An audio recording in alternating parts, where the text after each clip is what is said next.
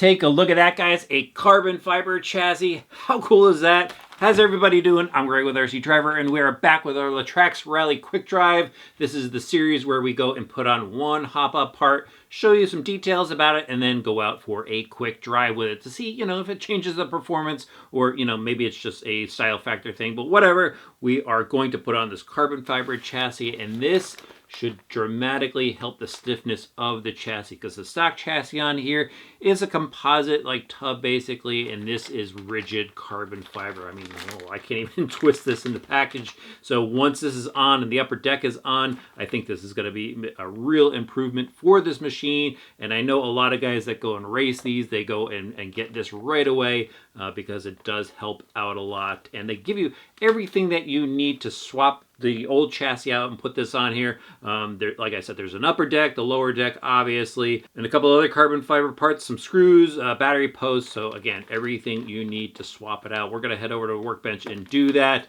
and it should be quick and easy. Now, the only thing about this carbon fiber chassis, guys, it's $100, which is a lot of money considering that this is $110. But again, if you are going and racing with some buddies or at the local track, I think it's something you're going to want to pick up for this car. All right, let's head over to the bench.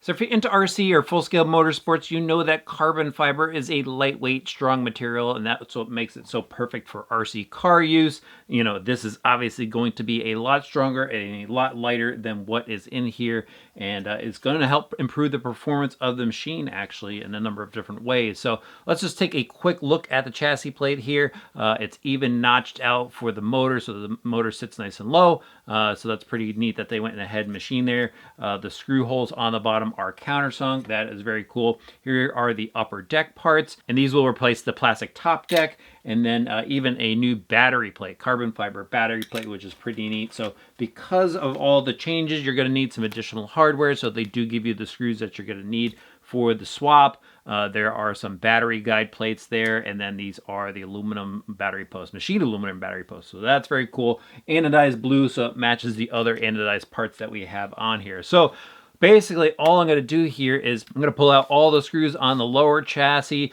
all the screws on the upper deck here, and basically just go and swap everything over. And it's going to take a little while, but again, just pull things off, kind of set it aside so you could use it as reference, and then, go and reinstall all the parts onto the new chassis. Should be pretty fun.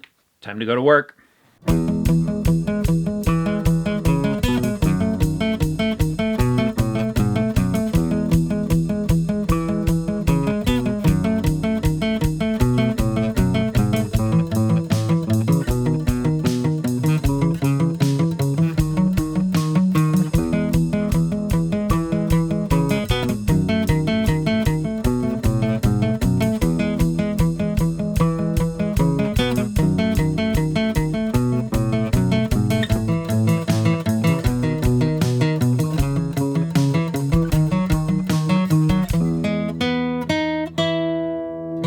This optional carbon fiber chassis takes this Latrax Rally to an all new level. This thing looks super cool, guys. I mean, it looks like a racing machine now. And this chassis is pretty easy to install. I think it took me about 20 minutes to swap out the chassis in total. I was using a handheld Phillips screwdriver. If I was using an electric driver, probably would have been a lot quicker.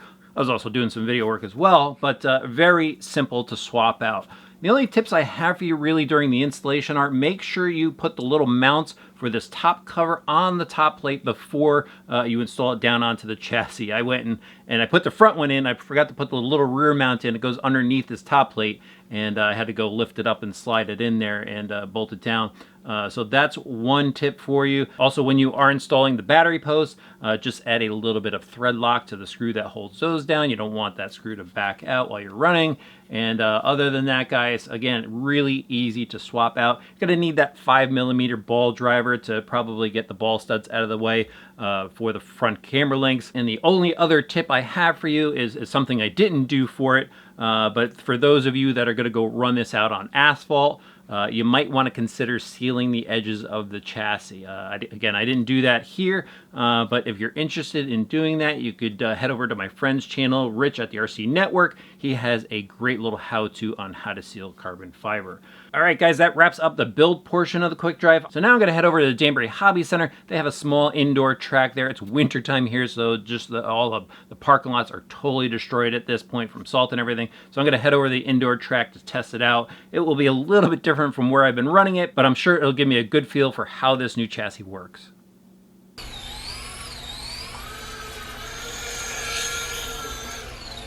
Well, yeah, I'm going to throw, as soon as I get home, I'm going to throw the trophies outside of the family. I'll go, put them outside. So I'm going to